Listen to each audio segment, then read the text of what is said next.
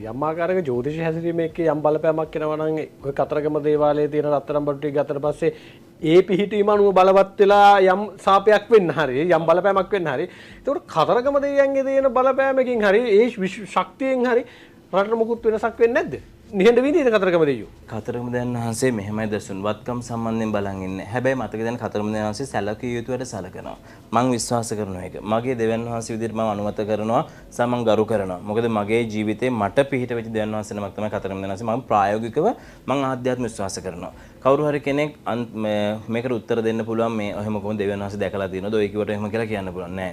හෘද සාක්ෂියට එකඟව විශ්වාසයට එකඟව උන්වහන්සේ මම අදහනවා. උන්වහන්සේගේ ආශිර්වාදය මම විශ්වාස කරනවා. මේ ඥානීය ප්‍රඥාව මම විශ්වාස කරනවා. උන්වහන්සේ සටන් කයින් බව මම නෙමෙයි දසුන් දුටුගැමුණු රජතුමාත් විශ්වාස කරා.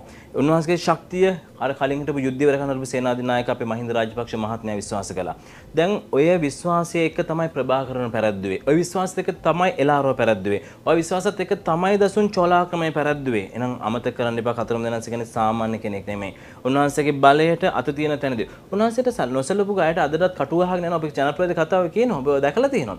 එහෙනම් ඒක අදටත් ඔවුන්ට සිද්ධ වෙනවා. මතක තියාගන්න කුහක හෝ දුෂ්ට පාලකයෝ හෝ ඔයගොල්ලන්ගේ මනසට දීලා යමක් මේකෙන් දැහැ ගන්න උත්සාහ කරනවා නම් බුද්ධ ශාසනයෙන් හෝ දේවාල සංස්කෘතියෙන් හෝ සමාජ සංස්කෘතිය හෝ ආගම්වාදයෙන් හෝ වෙනත් දෙයකින් පාලකයා එන්න හදන්නෙම ජාත්‍යන්තරයට ඕන විදිහට එක් නිර්මාණයකට